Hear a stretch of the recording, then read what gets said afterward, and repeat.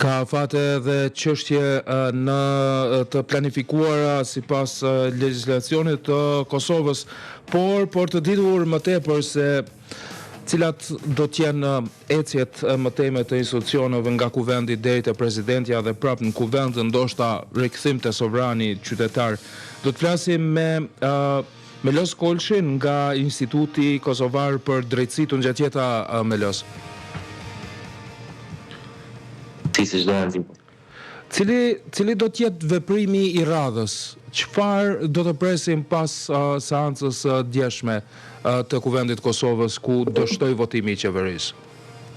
Po, ne patëm bërë seancë të bilave se dështoja është të primi, edhe pse kemi pasur edhe premtime, po edhe zotime që për qeveri janë numrat dhe se problemi është vetëm tek kuvendi. Mirë po, dje se që po më problemi që ndronë edhe tek qeveria, për arsye që dje nuk arritën që të sigurohen numrat e nevojshëm pra për ta votuar zotrin Kurti për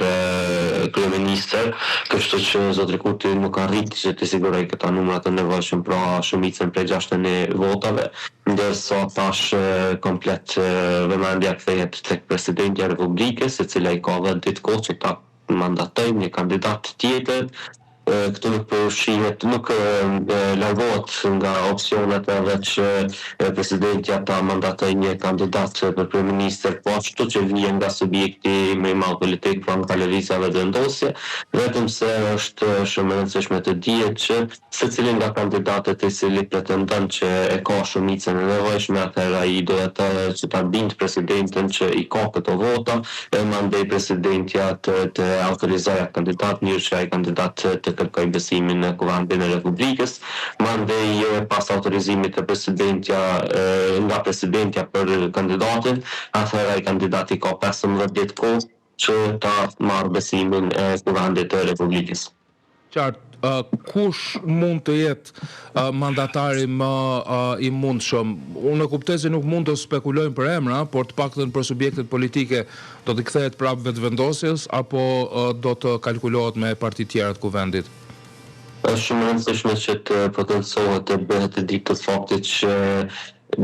kufiri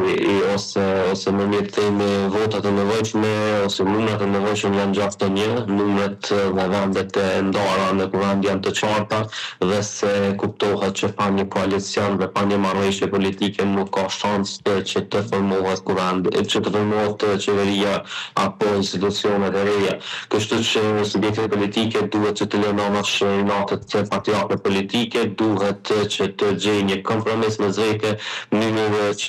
të arrihet që të formohet qeveria, por është shumë e rëndësishme të dihet fakti që pa partitë mëdha është pak problematike që të krijohet shumica për arsye të vendeve të tyre të cilat i kanë. Mirë po nëse veç as ato partitë tash nuk themi opozitare nuk arrin që ta formojnë apo nuk kanë vullnet politik për arsye që e dim deklaratat e tyre kanë qenë se nuk është që kanë vullnet që ta formojnë qeverinë, atëherë presidentja brenda 40 ditëve pas dështimit të formimit hipotetikisht të qeverisë nga mandatari i dytë, i cili do të propozohet nga presidentja, atëherë presidentja brenda 40 ditëve duhet që të shpall zgjedhjet. Edhe një çështje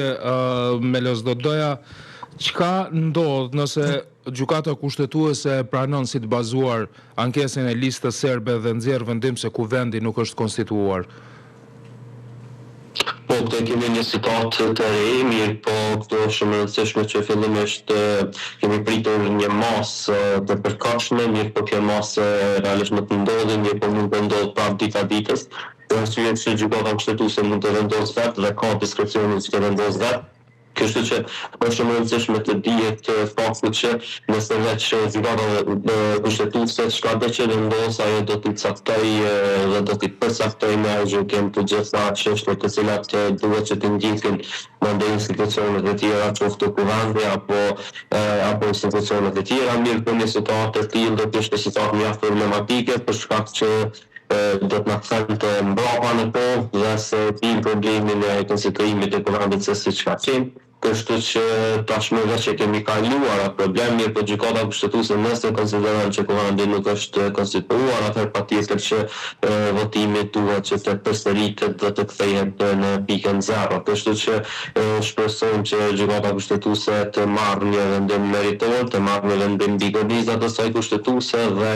shpresojmë ashtu edhe më shumë që partitë të subjekte politike ta respektojnë çdo vendim të gjykatës kushtetuese, për arsye se kjo është rruga e vetme për ta ndërtuar e për ta mbajtur një shtet demokratik ku sundan ligje, ku sundan e drejta. Pra, do të kthehej në 0 votimi për qeverinë, do të përsëritej ajo që ndodhi dje?